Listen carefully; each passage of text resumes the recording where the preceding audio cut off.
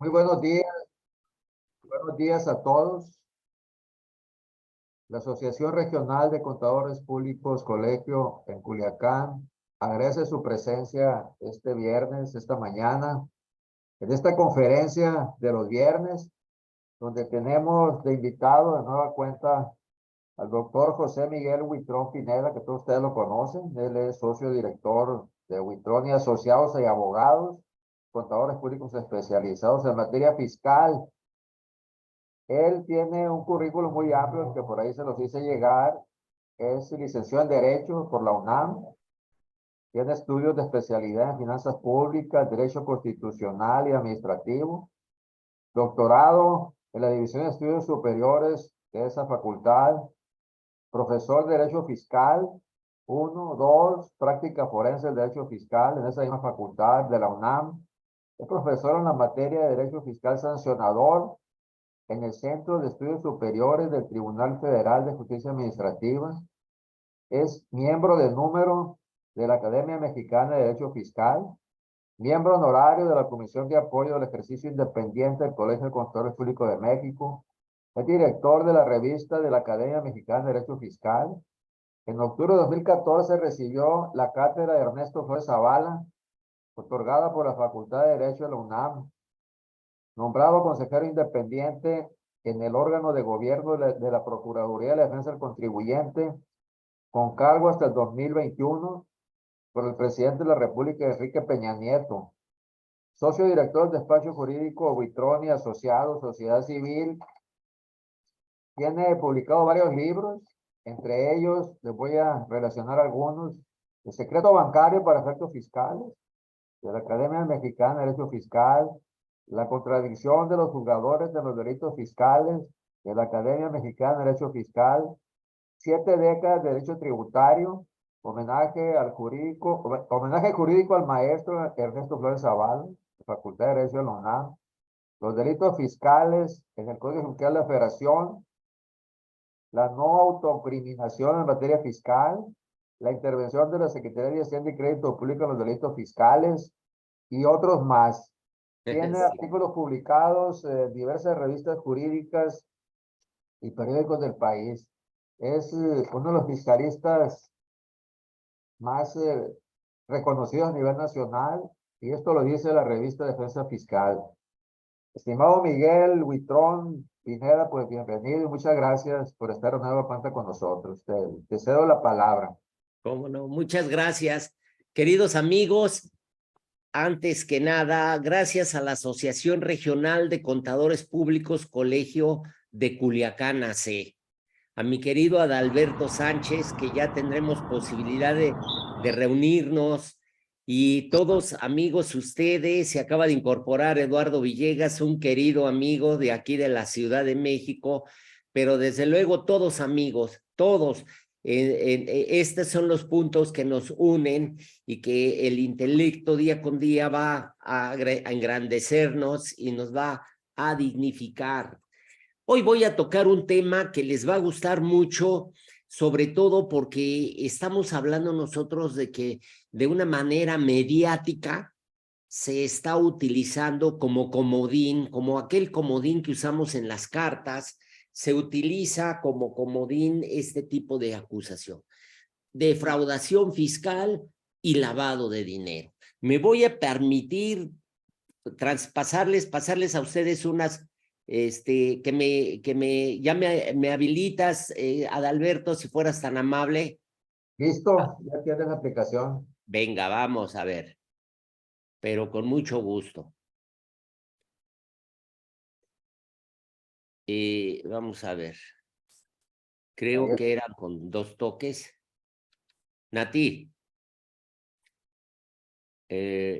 ¿cómo le quito todo esto? Aquí está la copita, por ejemplo. Espérame tantito. Listo. Listo, queridos amigos. Listo.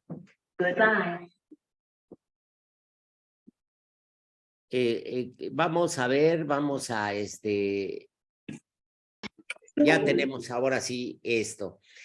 Vamos a hablar de algo que en realidad para la autoridad es una situación que nos lleva a utilizar en forma mediática y prácticamente en las redes sociales quedan estigmatizados aquellos empresarios, aquellos grupos de personas que quieren atacarse, que quieren tomar en términos generales, se quiere tomar una serie de represalias que llegan a la exageración.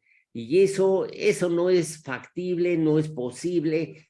Bueno, no se debe de aceptar si no lo analizamos.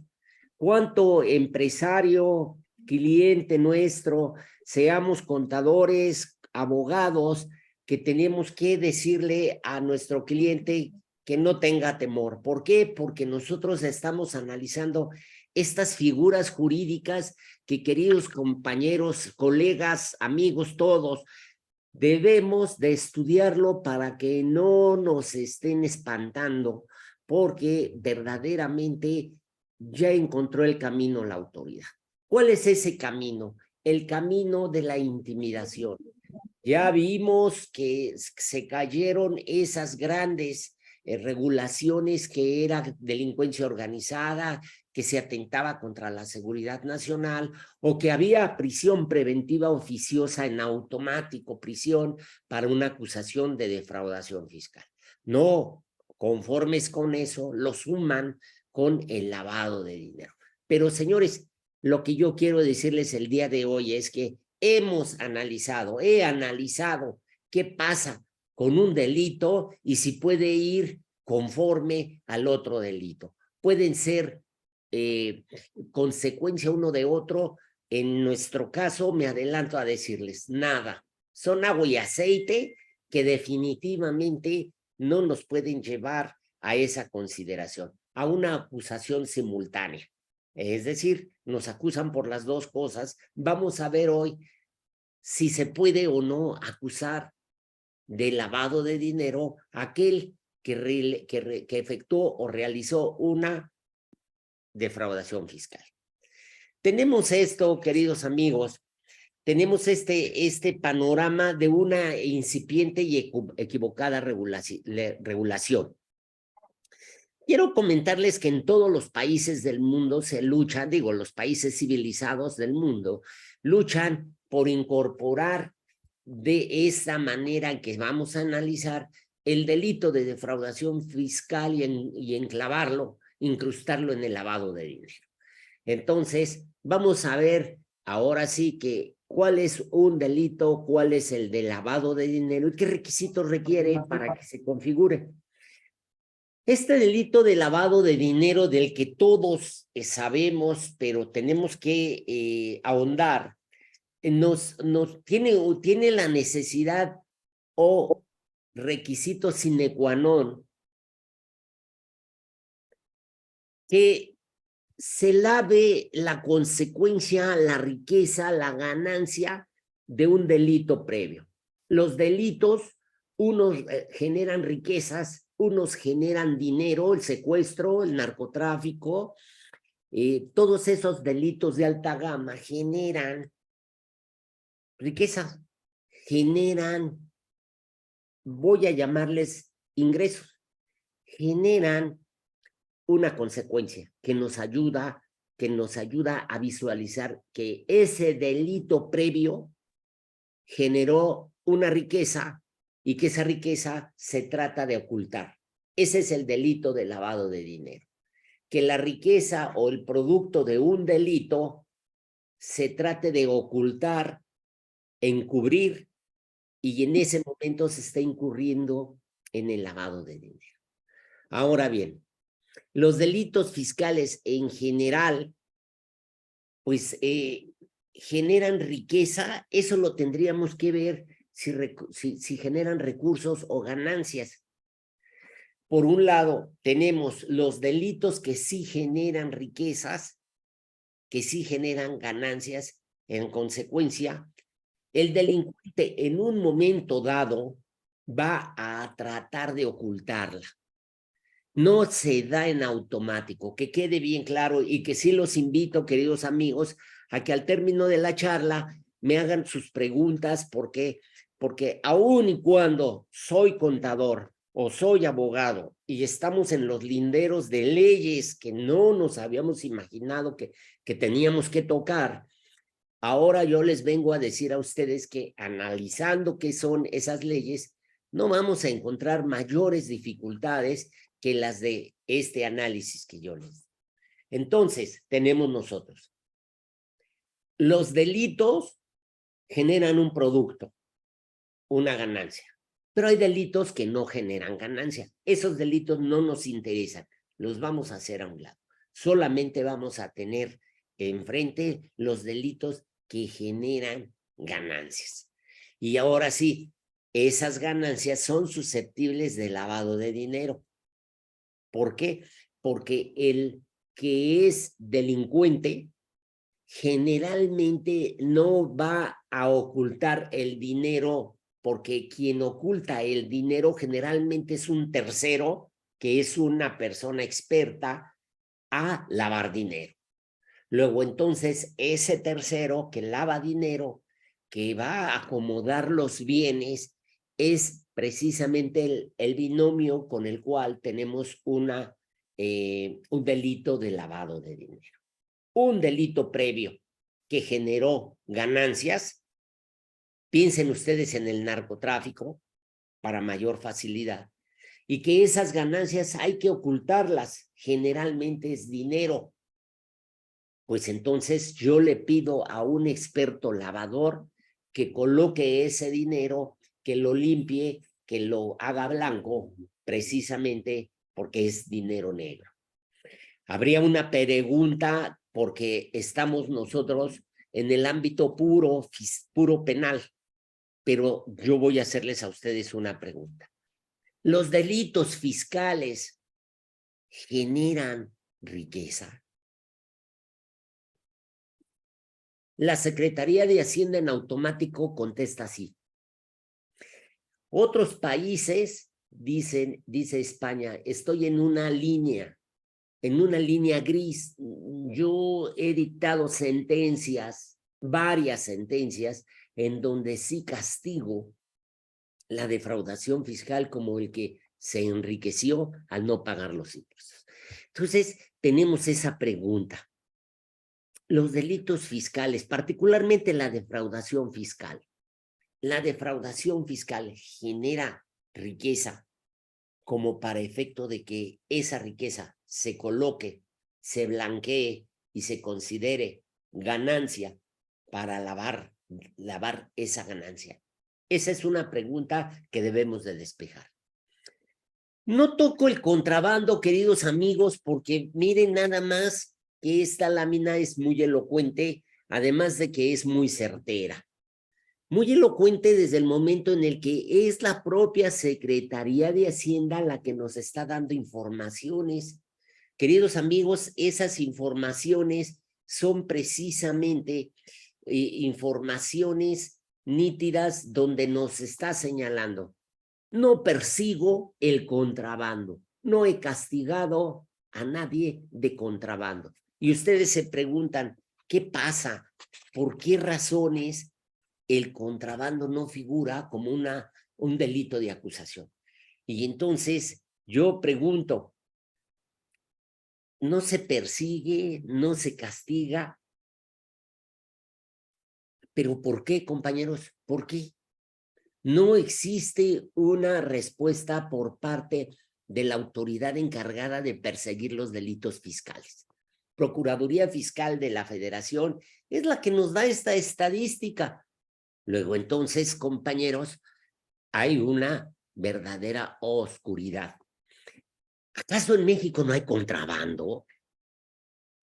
En la praxis judicial y la doctrina, prácticamente el contrabando está exactamente en un mueble de maquillaje. Es decir, México castiga el contrabando. Están los artículos 104, 105, están los artículos de contrabando, están los artículos de comercio exterior, incluso de los que omiten pagar cuotas compensatorias, todo lo que es comercio exterior o delitos aduaneros. Pero ese maquillaje está en las leyes, está en los códigos, está en el código fiscal. Y entonces un español, un argentino, un alemán, abre el código fiscal y dice, oye Miguel, pues, ¿qué te pasa? Aquí está el contrabando. Sí, pero la autoridad no lo está persiguiendo. ¿Qué es lo que sucede? Es verdaderamente obscuro, bizarro, como si en ningún caso el caso de los comerciantes, empresarios que en forma cotidiana manejan el contrabando. Es decir, yo les preguntaría, queridos amigos, en México no hay pirataje, no entra de contrabando mercancía, por un lado de pirataje, pero por otro lado mercancía que siendo original no paga impuestos, entra de manera clandestina. ¿No hay eso en México? ¿Acaso ahora sí vivimos en Dinamarca? Claro que no. Tenemos nosotros que no existe una respuesta clara de parte de las autoridades para efecto de llegar a la conclusión del por qué no se persigue el contrabando. El combate al lavado de dinero nos lleva a unas reflexiones. El delito, ahora sí, de cómo limpiar los activos, es un delito práctico, es un delito cotidiano, es un delito que a diario se está dando, pero sin ninguna eficacia represiva. Es decir, en pocas palabras, no hay casos de sentencias que tengamos en el 2022, en el 19, en el 2018, casos relevantes de contrabando. No los tenemos. ¿Por qué razones? Si se le pregunta a la autoridad por qué no lo persigue, elude invariablemente la pregunta. Luego, entonces, se ha agudizado en el caso el lavado de dinero. El producto de un delito previo se tiene que lavar cuando es dinero y por lo tanto se incurre en el lavado de dinero. Lo tenemos que reflexionar ahora. Los delitos fiscales generan riqueza como para que sean susceptibles de lavado de dinero, ya que la autoridad fiscal así lo ve y así acusa en los pocos casos de acusación de defraudación fiscal y de lavado de dinero.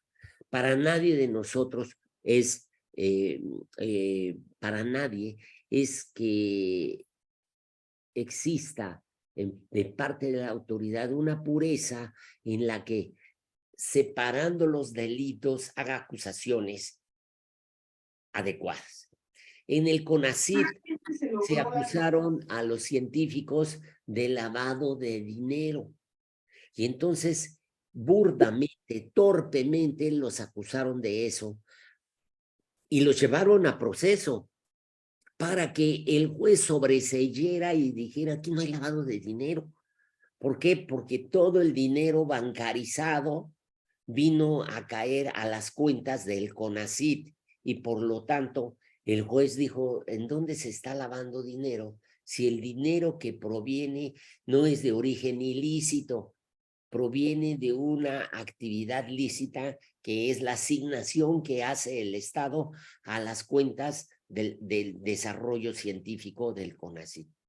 Eso quiere decir que requerimos para el delito de lavado de dinero un delito previo que haya generado ganancias de origen ilícito, que transite un dinero de carácter delincuencial. Y por lo tanto, los del CONACYT, bien defendidos, llegó la sentencia para decirles, señores, ustedes no deben de ser acusados por delito de lavado de dinero. Quizás por otros, malversación de fondos, cohecho, de alguna manera, pero no lavado de dinero. Entonces, tenemos nosotros que orientarnos sobre sentencias muy añejas que verdaderamente sí juzgaron dejan criterios y de allí en adelante no tenemos prácticamente me atrevo a decir, prácticamente en menos de 10 años, no tenemos sentencias en las que se castigue a un lavador de dinero. Y por lo tanto, mucho menos tenemos sentencias donde digan, te acuso de fraude y te acuso de lavado de dinero y esta es la sanción que le pertenece, que le corresponde a esa persona. Entonces, estamos en un mundo que es árido de experiencias jurídicas, sentencias nulas, no hay, acusaciones no hay, pero sí tenemos la espada de Damocles encima precisamente para ver de qué manera se castiga al empresario acusándolo a tontas y a locas de defraudación fiscal y de lavado de dinero. Ese lavado de dinero que día con día se ha sofisticado, vean ustedes, queridos amigos, cómo esas grandes sumas que provienen generalmente del crimen organizado, al principio había sido transnacional, acuérdense de las grandes sanciones que le impusieron a HSBC y algunos otros entes financieros que les han detectado lavado de dinero. Otro que podrían ustedes seguirlo como un ejercicio que tendrían que hacer de investigación es el hecho de la acusación que tiene el Banco del Bienestar precisamente por lavado de dinero. Yo se los dejo, pero el control del crimen organizado está llegándonos ahora sí hasta el cuello. ¿Por qué? Porque definitivamente ese control que llega en los estados, como ya lo vimos en las pasadas elecciones, no necesariamente la del Estado de México, en la que sí hubo denuncias donde el crimen organizado en los pueblos les obligaban y los amenazaban para que votaran por la actual gobernadora. Es decir, sí tenemos pruebas de la incursión que tiene el crimen organizado en los ámbitos ahora políticos y de votantes. Y es lo peor que nos puede suceder es de que sí ingrese a la área federal, porque tenemos en puerta en el 2024 una elección presidencial y como le han dicho los políticos, es la madre de todas las votaciones, porque viene de gobernadores, de diputados, de senadores, o sea, es muy grande el futuro del cambio político. Está influyendo ese crimen organizado de tal manera que definitivamente no hay cifras exactas, no es posible, son cifras negras las que ocurren en este caso para detectar el nivel de control que tiene el crimen organizado aún en el aspecto político. Eso es delicado y pues definitivamente estamos de acuerdo en que se castigue ese blanqueo de dinero.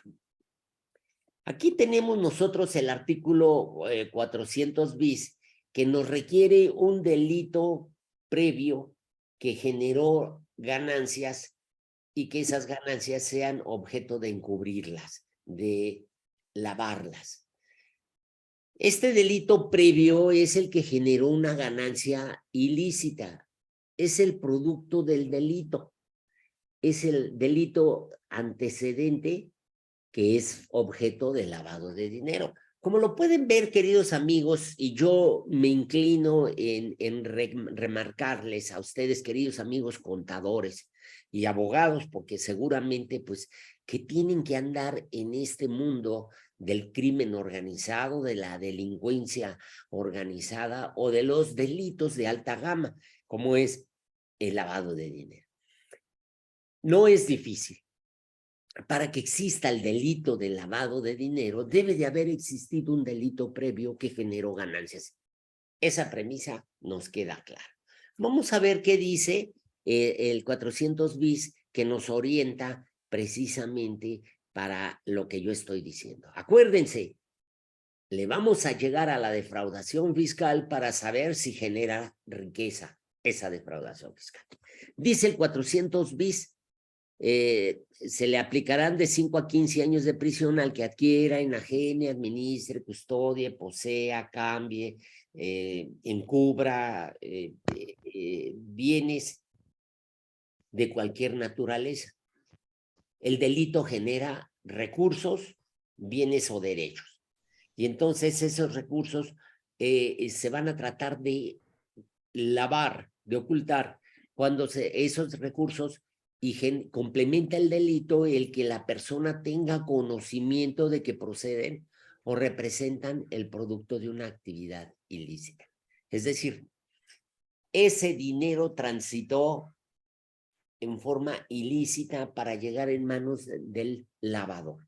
Acuérdense ustedes que muchas de las veces el crimen organizado está tan organizado que definitivamente tiene todos sus operadores y tiene una sección, una parte que es el lavador de dinero, que es el encargado de limpiar precisamente ese dinero. Y entonces se configura el delito cuando hay precisamente un ilícito que generó ganancias, recursos, objetos o bienes de cualquier naturaleza y que representan un valor calculable patrimonial. Es decir, lo podemos saber de cuánto es el monto producto del delito. Entonces, es ese el lavado de dinero. El lavador deberá de tener conocimiento de que proceden o representan el producto de una actividad ilícita. Y nos sigue diciendo el cuarto párrafo de este artículo 400 bis, algo bien importante que no se nos debe de olvidar, que nos define que son producto de una actividad ilícita los recursos, derechos o bienes de cualquier naturaleza, cuando representan las ganancias derivadas de un delito. Aquí tenemos dos aspectos que analizar del delito. Les vuelvo a repetir. Ustedes, contadores, pueden interpretar esta norma y me jacto de que con esta precisión con la que podemos ir puntualizando los elementos del delito, lo vamos a comprender. Es decir, cuando se refiere la ley a los recursos que puede generar el delito, se está refiriendo a dinero. Existen penalistas puristas que dicen, aquí nunca me dijo dinero. Y como debe de decir dinero, los recursos es una cuestión diferente. Nos vamos a la definición de recurso y efectivamente es cualquier porción, cuestión de dinero o de monetario. Accesible y que el costo-beneficio que lo tenemos. Ahora tenemos esos recursos o bienes, ya no es el artículo, ya soy yo. Los recursos o bienes deben imperiosamente provenir de un delito previo que generó ganancias, que se tratan de ocultar, incorporar al sistema financiero o desplegando las conductas del 400 bis. Es decir, ¿qué hago con este inmueble? ¿Qué hago con estos vehículos o aeronaves o yates? ¿O qué hago con este dinero? Son bienes productos del delito de lavado de dinero. ¿Qué hago? Lo voy a lavar, lo voy a transformar y tratar de inducirlo en el camino de lo que es precisamente el sistema financiero para cuando se trata de dinero. Entonces tenemos nosotros que ese es el punto del delito del lavado de dinero. Y como yo les decía a ustedes, para que se dé el lavado de dinero, el delito debe de generar recursos, o sea, dinero o bienes. Entonces, en el ámbito penal, les pongo yo a ustedes muy sencillo que existen delitos que no generan riqueza, no generan nada. Un ejemplo de eso se llama delito de conducta, lo tenemos con el delito de compraventa de comprobantes fiscales falsos.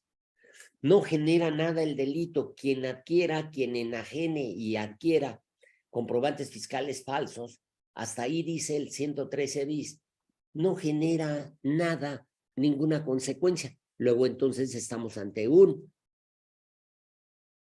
un delito que es de conducta.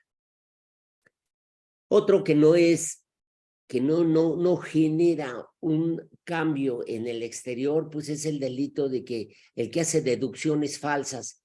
El delito del 109 fracción primera nos dice quien haga las deducciones falsas, pero no nos dice cuál sería el perjuicio que se le causa al fisco. Imagínense la forma tan mal estructurada con la que están los delitos fiscales.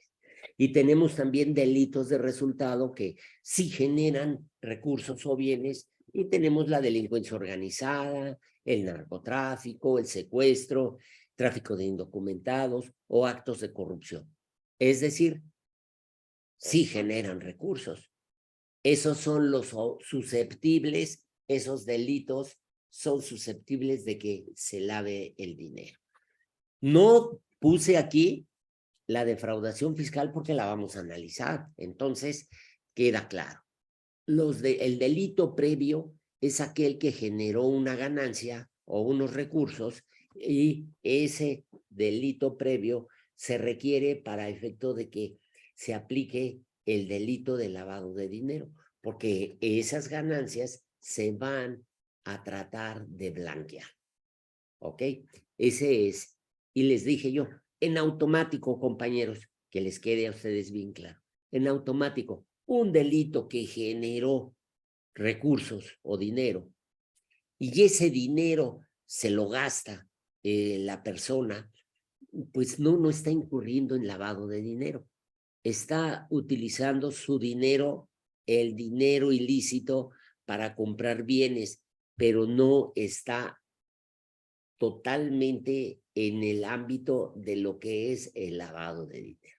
Porque si no serían dos delitos que ejecutó la misma persona y consecuentemente violaría el non bis in idem. Es decir, no se puede juzgar a una persona por hechos que sean exactamente iguales, ¿ok? Entonces tenemos nosotros que ya el delito de lavado de dinero, es necesario que exista un delito previo y que ese delito previo haya generado ganancias. Vamos a seguir remarcando eso porque vamos a entender muy bien cuando pasemos a la defraudación fiscal, queridos amigos. El contribuyente realiza su actividad bajo el principio de que todo lo que hace para generar bienes o servicios en su carácter de sujeto pasivo del impuesto es lícito. Es decir, yo considero que, a ver, déjenme ver, sí, paso de estos delitos. Permítanme.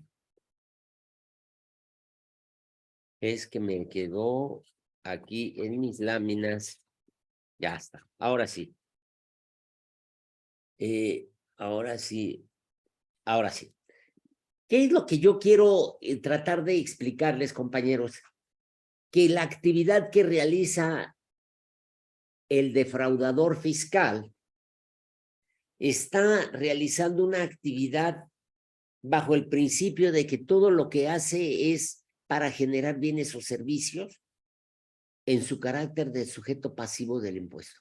Todo lo que hace una empresa se da de alta con dos socios o con los socios que sean, con un capital social, con un domicilio fiscal, con un objeto social en su escritura, o una persona física que se da de alta en el registro de contribuyentes, señala su domicilio y ahí nace el contribuyente. Ese contribuyente realiza una actividad bajo un principio. Todo lo que yo realice como contribuyente es lícito. ¿Cuál es mi objetivo? Lucrar. Mi objetivo es obtener ganancias. Ese es la razón de ser del contribuyente, que hace negocios lícitos y que encuadran en un hecho generador del tributo y que tiene que pagar cuotas tributarias. Es decir, ya nació el contribuyente, ya se conformó en una empresa o persona física y entonces ahora sí, a realizar negocios. Y esos negocios, cuando se coloquen en el hecho generador del tributo, es cuando van a pagar impuestos. El ejemplo es el IVA o el ejemplo es el ISR. Es decir, obtengo ingresos, hago las deducciones, obtengo un resultado y a ese le aplico una tasa. Es decir, mi actividad sigue transitando de una manera lícita. ¿Qué genero? Genero bienes lícitos, pero una parte es mía porque yo la estoy generando y la otra es para el deber de pagar impuestos, un porcentaje. La actividad lucrativa del contribuyente y sus actividades las realiza a través del sistema financiero. Dense cuenta, queridos amigos, contadores que ya estamos en su campo. El contribuyente, todo lo que haga, va a transitar en bancos. Ahora sí que obligado. En la Constitución de la Ciudad de México trae un derecho humano en favor del ciudadano de la CDMX, que es bastante raro y a la vez elocuente. Sí pueden ustedes pagar las contribuciones en efectivo. En materia federal prácticamente no lo es. ¿Por qué? Porque todo tiene que transitar bancariamente. Yo crecí, realicé actividades, generé o me encuadré en el hecho generador, vender, prestar servicios, importar. En ese momento, el hecho generador me establece una obligación tributaria. Entonces, sigo yo estando dentro de un marco legal que se denomina actividad lícita. Máxime que todo lo que me depositen porque yo vendo, porque yo compro, porque todo el dinero que transita en la empresa tiene que estar en el sistema financiero, en bancos. Pago mis impuestos a través del banco, mis ingresos llegan a través del banco y todo es bancarizado. Entonces, definitivamente estamos ante un contribuyente normal, un contribuyente que genera sus propios ingresos y ese contribuyente está obligado al pago de las contribuciones. Ya quedamos. Todas las operaciones generadoras del deber de pago de contribuciones transitan en forma lícita. En el lavado de dinero, el delito previo es cualquier delito que haya generado recursos o bienes de carácter ilícitos. Ya tenemos una diferencia. Todo el dinero que le transita al contribuyente es de carácter lícito, de origen lícito. En cambio, en el delito de lavado de dinero, el requisito es de que ese dinero o esos recursos provengan de una actividad ilícita. Entonces, ilícita. A ver, quería... por favor, de Denise, serían tan amables. El lunes 16, ¿alguna pregunta o algo? Porque no tiene... Ok. En el lavado de dinero, el delito previo es cualquier delito que haya generado recursos o bienes de carácter ilícitos. Ahora vámonos a la defraudación fiscal. La defraudación fiscal no genera recursos o bienes. Esa es una afirmación. Entonces, esa afirmación no genera recursos. La defraudación fiscal no genera recursos o ganancias. Ese vendría siendo una premisa. Pero hay también premisas erróneas. Dicen, y eso hay que aclararlo, el dinero que se recibe por un servicio o por un negocio lícito no es de quien realiza sino del fisco federal. Ojo, los bienes que genero son míos, son del contribuyente. Y el fisco tiene una participación por el deber de pago de impuestos que es prácticamente un porcentaje de la actividad de lo que yo genere, ingresos o actividades. Ahora, con eso nos quedamos, compañeros. Entonces, es una premisa errónea la que sostiene el fisco fundamentalmente, de que el dinero que recibe el contribuyente por sus negocios lícitos, pues le pertenecen al fisco. Es más, me pertenece el 30%. Espérate, fisco, espérate. No metas todavía la mano a mi bolsa, a mi bolsillo, porque eso no es verdad. Todo el dinero, todo lo que genera un contribuyente, además de ser lícito, es mío. Y punto y aparte es que yo te tenga que cubrir las contribuciones. De tal manera que nos vamos nosotros a seguir esta noción de lo que es la actividad del contribuyente. Es un deber de contribuir, es una obligación, es una carga que tiene todo mexicano, todo aquel que realiza una actividad en México, con lo que se denomina el deber constitucional de pago de los impuestos. Entonces, es un deber constitucional de pago de impuestos. Pero no es exactamente lo mismo el hecho de que yo gano mi dinero, yo obtengo recursos y que digan erróneamente, como lo dice el fisco, eso es parte de mí. No, no es parte de ti, es mío. Yo soy contribuyente, es mío. Es ingreso lícito. Entonces, a eso, a lo que es el pago de los impuestos, pues en todo caso lo tengo que hacer como un deber de pago voluntario. La cuota tributaria no le pertenece al fisco en automático. Es decir, yo obtengo mis ingresos, yo hago mis deducciones, yo veo qué tengo que pagarle al fisco, pero en automático no es propiedad del fisco lo que está generando el contribuyente. Que quede claro, la visión fiscal o la visión recaudadora diría eso. Es propiedad del fisco. Mentira. O como se lo señalo, es un postulado totalmente erróneo. Los ingresos o su utilidad son de la persona que los genera, pues el sistema del pago al fisco permite hacer deducciones y otras operaciones para tener una base gravable. Y yo tener, en su caso, la voluntad de pagar el gravamen. Entonces, el defraudador fiscal, ¿qué es lo que hace? Está generando una deuda. El defraudador fiscal está dejando de pagar, pero nadie, por ninguna parte, se hace rico dejando de pagar deudas. Vamos a ver por qué. El beneficio del contribuyente defraudador, es decir, no pago mi 30% de la tasa del impuesto sobre la renta. No la pago, es mi voluntad. No pago el IVA. Es mi voluntad. El beneficio del defraudador consiste en no cubrir el pago que debe. Hasta ahí vamos.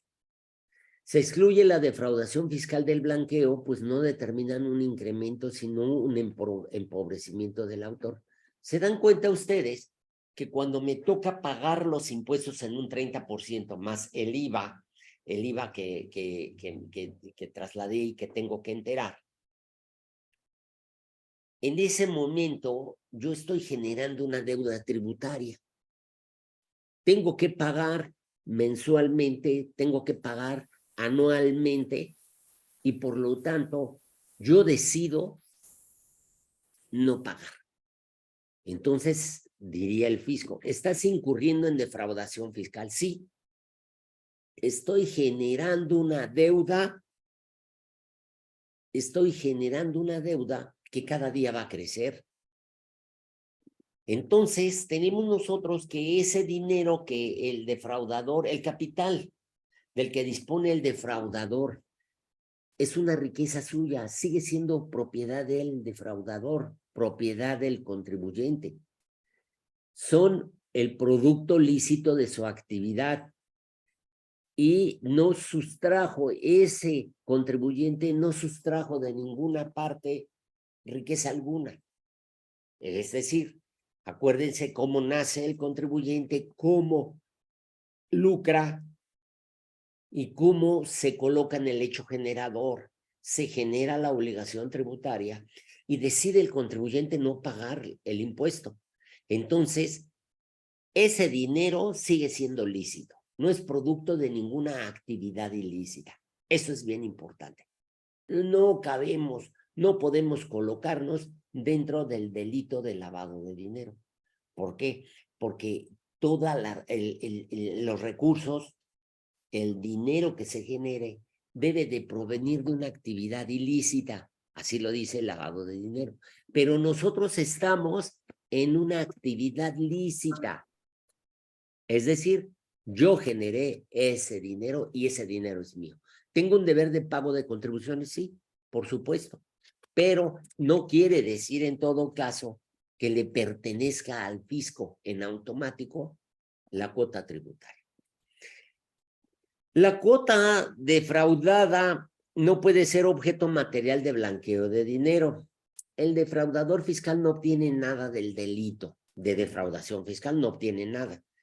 Los recursos que integran la cuota ya se encuentran adentro de su patrimonio, dentro de sus cuentas bancarias. El empresario, mientras lucró y realizó actividades, definitivamente lo mantiene en un campo lícito todo lo que obtuvo. Luego entonces ya se encuentra en su patrimonio la decisión, la voluntad y los recursos de decir si pago o no pago los impuestos. Pero que en ese dinero exista algo ilícito, para nada. El delito fiscal de defraudación fiscal no origina nada que no existía antes en el haber patrimonial del defraudador.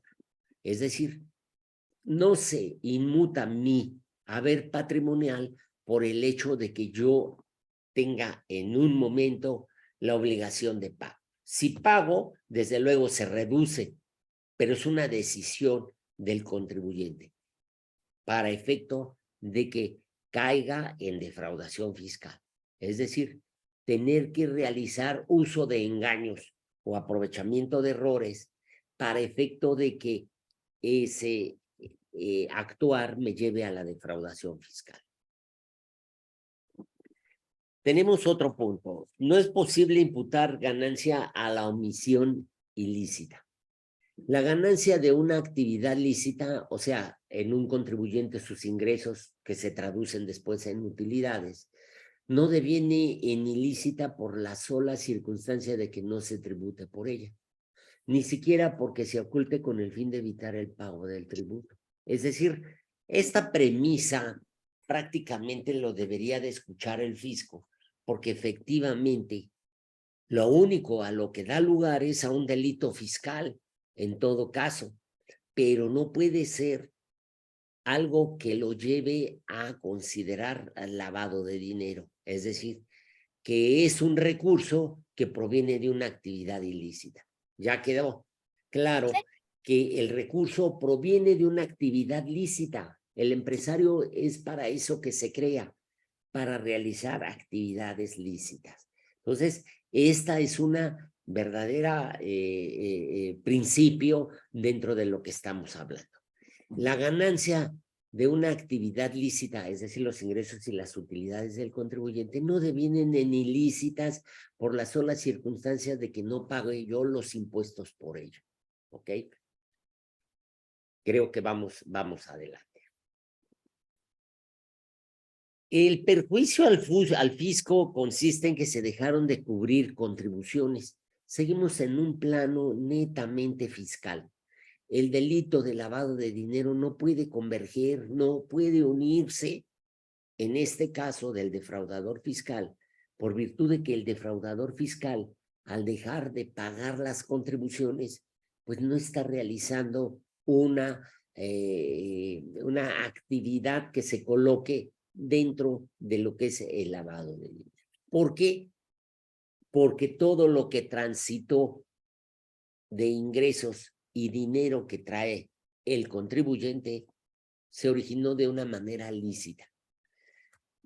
Se le causa un perjuicio al fisco cuando se incurre en defraudación fiscal, es decir, cuando se realizan uso de engaños o aprovechamiento de errores y se le deja de pagar al fisco, allí se incurre en defraudación fiscal.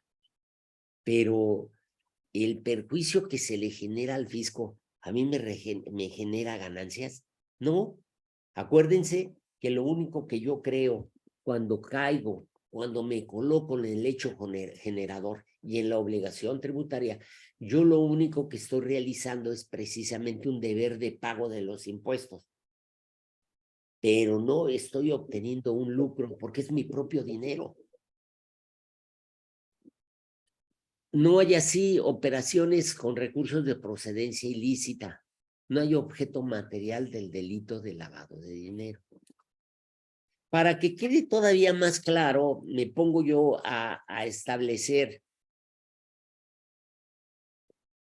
que ese cuarto párrafo del 400 bis requiere para su configuración del delito de lavado de dinero esta premisa.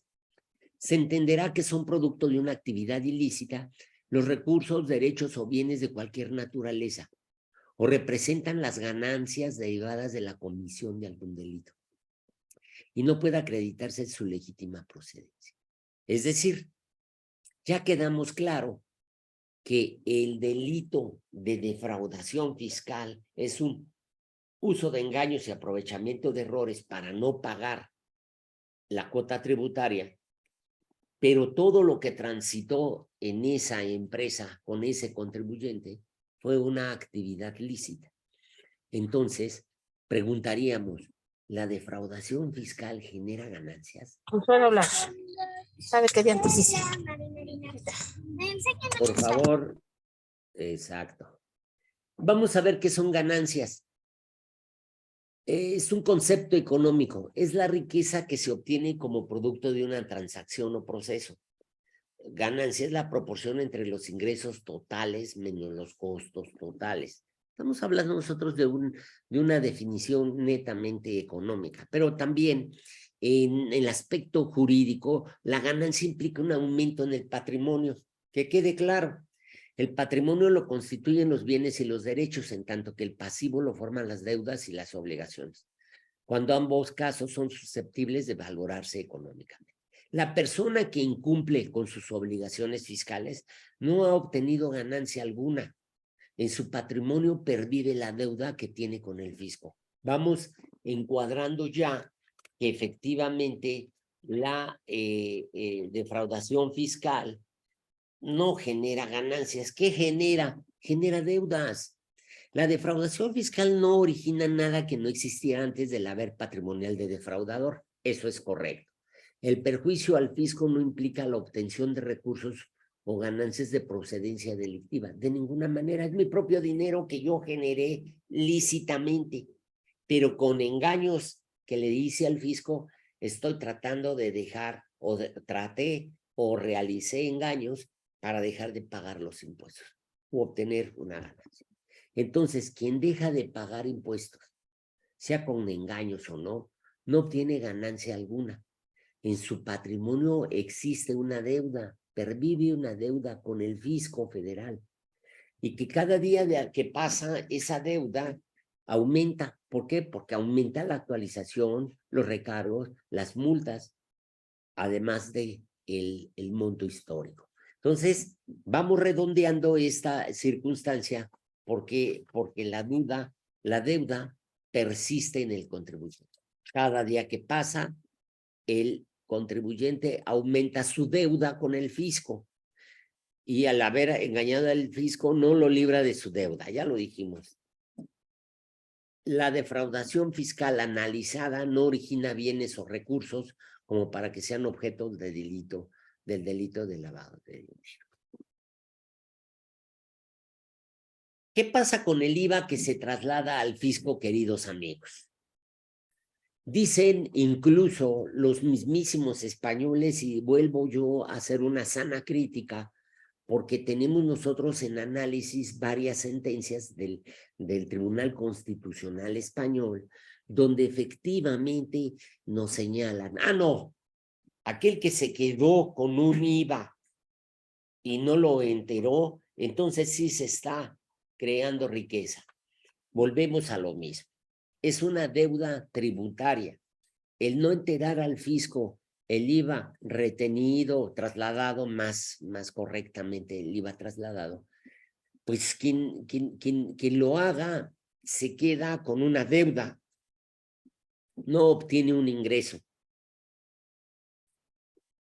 Es un dinero de origen lícito, transita de una manera lícita porque yo lucré y yo tuve que haber trasladado el IVA al contribuyente también, que viene siendo mi cliente, y por lo tanto, ese IVA que yo le trasladé, lo debo de enterar. Pero si yo no lo entero, estoy generando una deuda al fisco, porque ese cliente va a informar que me pagó un IVA.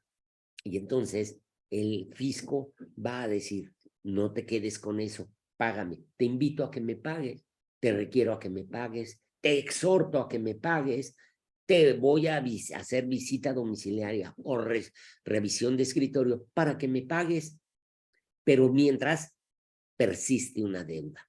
Entonces, por una parte, es de origen lícito ese dinero que entró a mi cuenta bancaria. Y además, el no enterarla me genera un compromiso con el fisco. ¿Cuál? Una deuda tributaria.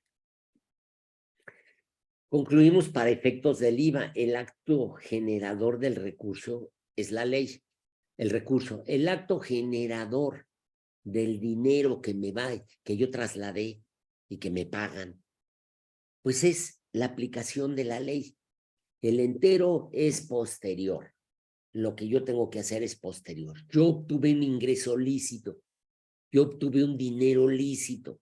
Ese traslado de IVA viene de una manera lícita cuando yo lo repercutí y me lo pagan. Y el entero es una cuestión mía, que es mi deuda con el fisco de ese IVA o de ese acreditamiento que tengo que realizar. Pero no deja de terminar en una deuda que yo tengo que cubrirle al fisco con las mismas características, deuda que cada día crece. Genera entonces, para que quede claro, una deuda tributaria. El IVA que se traslada, pero que no entero, definitivamente genera una deuda con el fisco. Esto fue discutido con unos amigos españoles a los que ya no quisimos profundizar porque era prácticamente una charla que no daba todavía origen a una mesa de discusión. Pero créanme, queridos amigos, que si no estamos analizando fríamente las normas como lo estamos haciendo, se van a generar injusticias y por mucho que tengamos la razón, el empresario que sea imputado de defraudación fiscal con lavado de dinero, pues va a estar en una situación bien incómoda. De tal manera que debemos de tener claramente cómo están las leyes y qué es lo que pretende el fisco, porque esa es otra. Nos estamos curando en salud analizando esto, porque es una moda, esto es una moda. Se lo hicieron en España a Lola Flores, a Isabel Pantoja, a Messi, a Ronaldo Cristiano, a Cristiano Ronaldo y a otros empresarios muy importantes. ¿Cuál?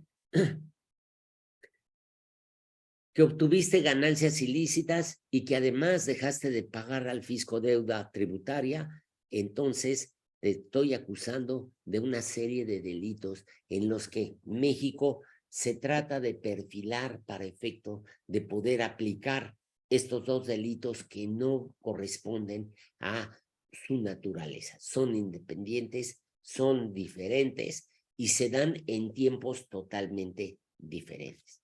Ahora sí, tenemos nada más un caso en la defraudación fiscal que nos dice que si a ver, déjenme, les pongo, aquí está. Dice el artículo 108 del Código Fiscal para definir la defraudación fiscal, que comete el delito de defraudación fiscal quien con uso de engaños o aprovechamiento de errores obtenga un beneficio indebido con perjuicio del fisco federal.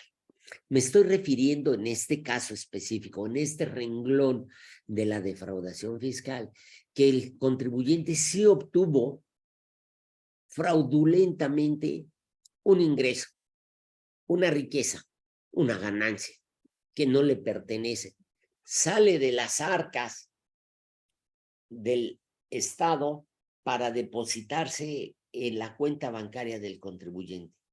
Sí está obteniendo una devolución fraudulenta de impuestos. En España, inclusive se van a otros aspectos más financieros donde se le dan subsidios, subvenciones y hasta estímulos fiscales cuando lo hacen en forma defraudante, cuando lo hagan de manera ilícita y también eso lo consideran un enriquecimiento ilícito. En este caso concreto, sí procede que se está enriqueciendo este defraudador fiscal. ¿Por qué? Porque está obteniendo una devolución indebida. Ya les digo, es el traslado de dinero de las arcas públicas a las cuentas bancarias del contribuyente defraudador. Obtiene aquí recursos de procedencia ilícita porque engañó al fisco y le cometió fraude. Entonces, si son objeto material esas ganancias, sí, de objeto material del ilícito de lavado de dinero. Ven ustedes cómo al final del día no se escapa este análisis a la defraudación fiscal. En una publicación muy reciente que tiene prácticamente el mismo título de esta exposición, que ya salió publicado exactamente en este mes de junio que termina hoy, un artículo que junto con la Academia Mexicana de Derecho Fiscal y la editorial Tirán Lo Blanche están publicando las memorias del Congreso que le comentaba yo a mi amigo Adalberto. Allí hago un análisis más profundo de otros delitos fiscales, porque analizo el 113 bis y analizo los equiparables a la defraudación fiscal. Hoy vimos una buena análisis a la defraudación fiscal, queridos amigos. Yo pregunto, hasta hoy no conocemos un caso de un contribuyente indecente que se haya acusado, procesado y sentenciado por una devolución indebida de impuestos. También quedaría en el aire la pregunta, amigos, no, compañeros, no hay contribuyentes realmente mañosos que no hayan o que hayan obtenido devoluciones indebidas. Sí las hay, no hay casos, no hay casos. Voy a cerrar mi plática, queridos amigos, con esta definición de populismo penal. Fíjense ustedes que les debe de sonar en claro qué es ese populismo penal ya acuñado por los diccionarios, cuando menos por el diccionario que les estoy yo citando. Les voy a leer. ¿Qué es el populismo penal? Denominación con la que se identifican aquellas medidas legislativas adoptadas por la clase política para presuntivamente satisfacer demandas reales o ficticias de la ciudadanía. Generalmente son medidas legislativas consistentes en incrementar las sanciones jurídico-penales y formular nuevas tipificaciones penales, denotando un uso abusivo del derecho penal, básicamente con el objeto de obtener votos y satisfacer los intereses de un partido político o de un grupo social en particular. Estamos inmersos en ese populismo penal. Y el día de hoy, queridos amigos, traté de darles a ustedes con claridad qué pasa con dos delitos que son mediáticos y que abrimos las redes sociales y sabemos que está acusado ahora el directivo del Atlas, el propietario del Atlas, el propietario de del equipo Torreón y de algunos otros que han sido acusados verdaderamente de 2 delitos, defraudación fiscal y lavado de dinero. A ver cómo le va al fisco, pero no tenemos sentencias. De tal suerte, queridos amigos, que les agradezco mucho que hayan escuchado esta plática que sí tiene muchos visos jurídicos, penales, pero definitivamente, queridos amigos contadores, ustedes dominan este punto medular en el transitar de los ingresos de un contribuyente. El tránsito de esos ingresos son lícitos porque están bancarizados. No vienen de un origen ilícito. Todos son la actividad del contribuyente. Entonces, mi querido Adalberto, si tienen nuestros queridos amigos preguntas, con todo gusto las contestamos. Muy bien, pues muchas gracias, doctor José Miguel Huitrón. Parece que hay unas preguntas aquí en el chat. Pero claro. A ver, aquí hay una dice, doctor, siguiendo la lógica de los puntos previamente expuestos en la devolución indebida, tampoco habría una obtención ilícita, porque los recursos provienen del fisco. El fisco no es un delincuente y además el fisco tiene el derecho de solicitar el reintegro de los recursos devueltos indebidamente, eso sin necesidad de proceder penalmente por el delito fiscal.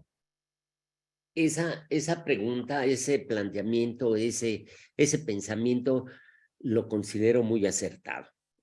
Ciertamente existe un dinero que transitó de las arcas limpias, lícitas del fisco hacia el contribuyente, pero ya el contribuyente con ese monto que es de procedencia prácticamente origen o resultado de un delito que es el de defraudación fiscal, sí puede generar prácticamente esa acusación de delito de lavado de dinero. Nos hacen esa pregunta con la idea de que nuestro fisco sea más razonable y, desde luego, pida de regreso su dinero. Cuestión que sería más tardada porque el particular se tendría que defender y a la vuelta de 2 años, en la forma legal, apenas el fisco tendría un resultado. Y, desde luego, la represión, la intimidación está al canto, a la mano de la autoridad, y no dudo que podría ejercer facultades de carácter penal fiscal y acusar de esa manera. Sin embargo, como lo dije al principio, no tenemos un caso de que esté procesándose, acusando primero, procesando o sentenciando de alguien que haya recibido devoluciones indebidas, devoluciones ilícitas.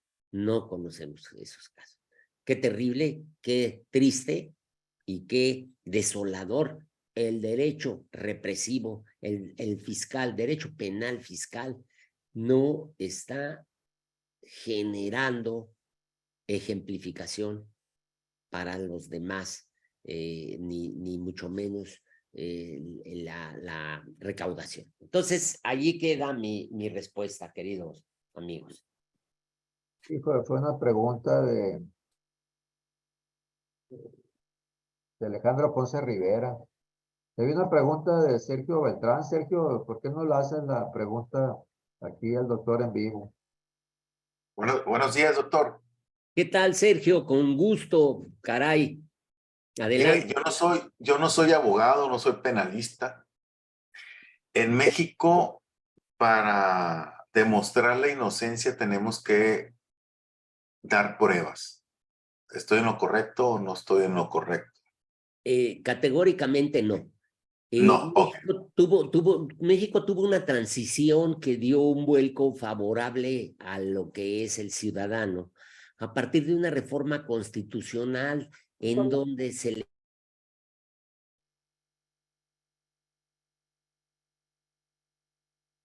Se cerró tu micrófono, Miguel. Me quedo con como iba a contestar.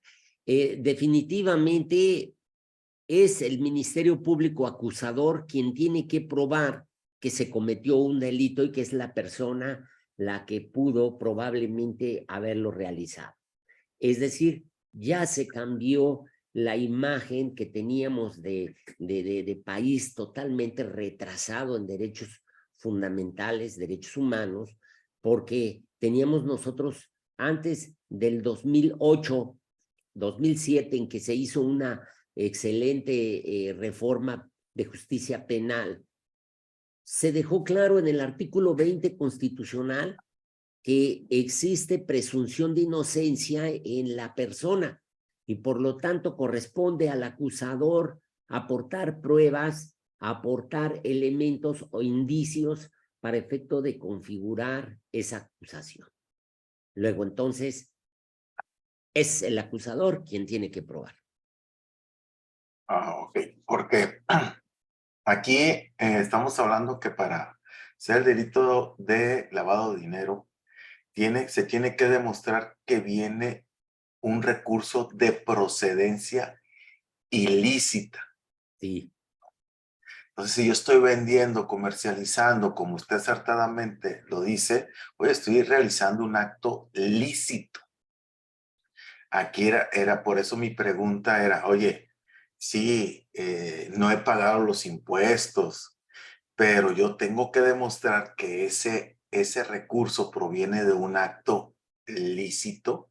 Era por eso mi primer pregunta, porque siempre que a mis clientes, yo como contador y fiscal, les digo que tenemos que demostrarle a la autoridad el origen de ese dinero, plasmarlo para quitarnos dolores de cabeza posteriormente con el SAT o la unidad de inteligencia financiera.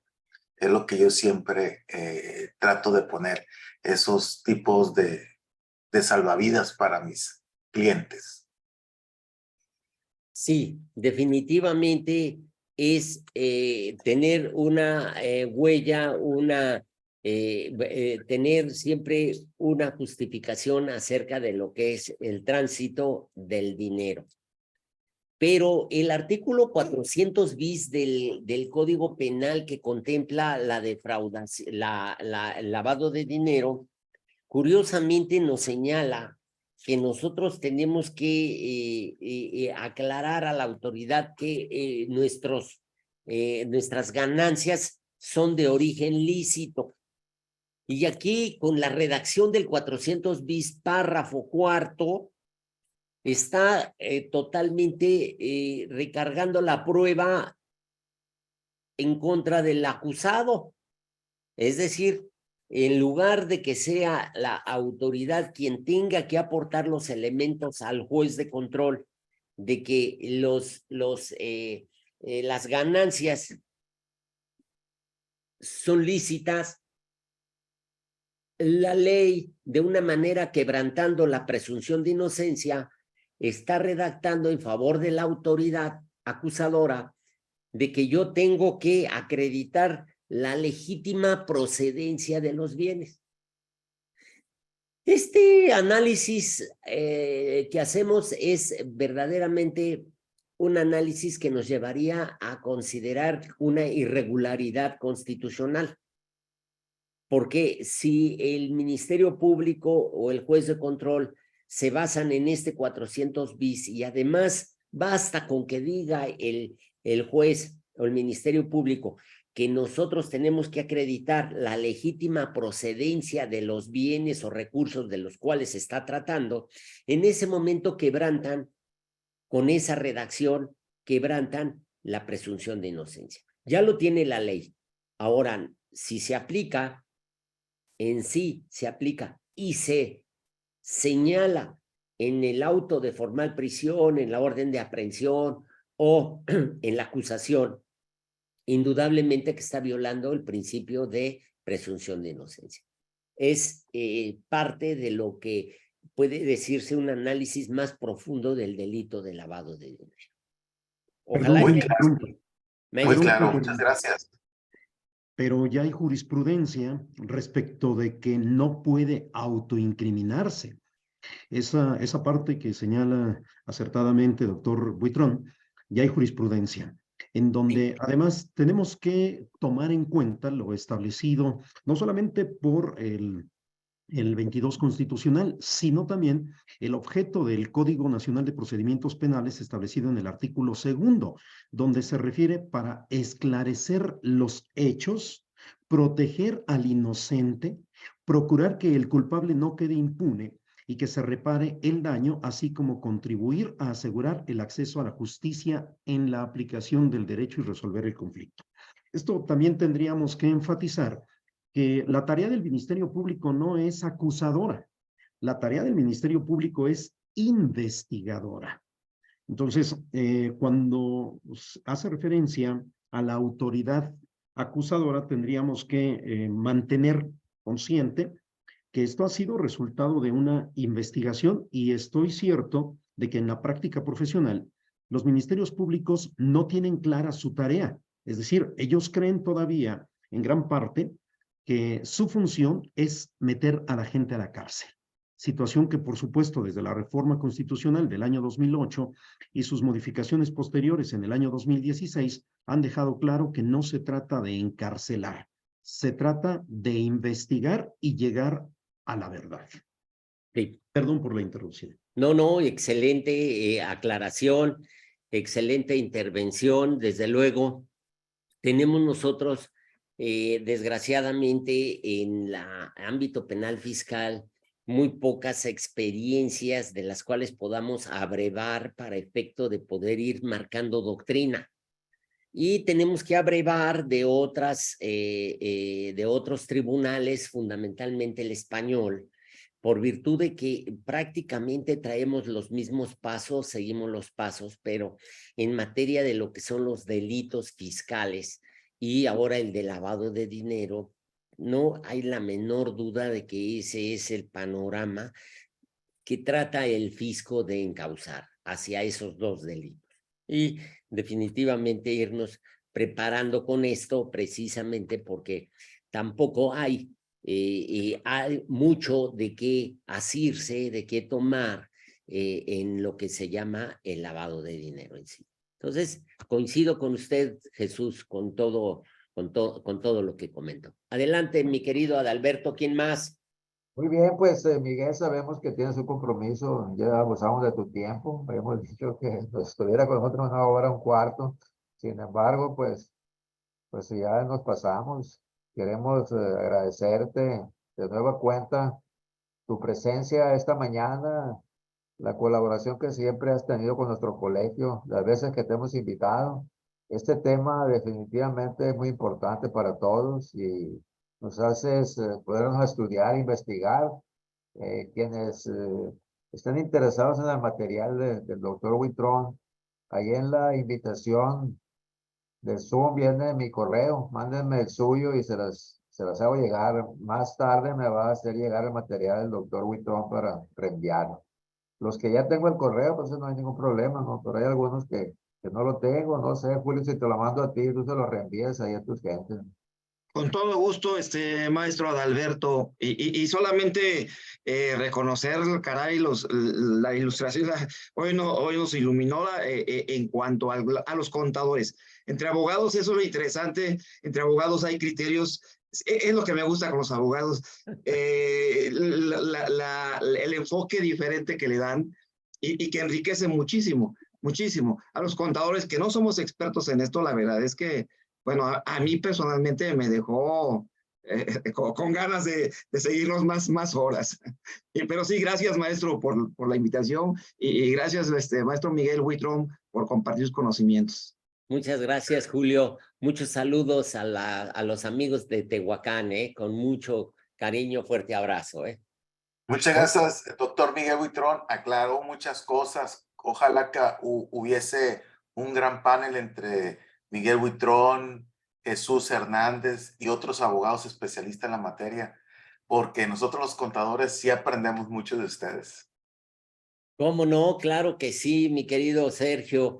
Pues ojalá y lo podamos hacer, pero creo yo siempre estoy con mi amigo Adalberto, con la Asociación Regional de Contadores Públicos del Colegio de Culiacán, y que la verdad es de que yo estoy muy emocionado de que vamos hacer allá en Culiacán el próximo año. Ya tendrán noticias, ya estaré yo informándoles, queridos amigos, de que se hace allá el Congreso de la Academia Mexicana de Derecho Fiscal. No, de veras, les va a gustar, vamos a estar en concordancia y bueno, pues qué más halago que el que pueda uno servir y que hayan sido ustedes tan amables en escuchar estas reflexiones. Ahí me saluda la presidenta, Gabriela. Claro que sí, Sergio. Fue mi maestra. Sí, cómo no. Claro que sí, Sergio. Muy bien, pues muchas gracias, doctor José Miguel Huitrón Pineda, querido amigo de muchos años. Agradecemos de nueva cuenta tu colaboración y presencia esta mañana. A los compañeros que participaron, a los que no participaron, pues muchas gracias por estar aquí presentes. Nosotros normalmente tenemos una conferencia todos los viernes por Zoom, donde invitamos a diferentes académicos, maestros, abogados, de todo aquí, ¿no? Y la idea es intercambiar ideas y pues cada día prepararnos más. Acuérdense que los colegios es el objetivo.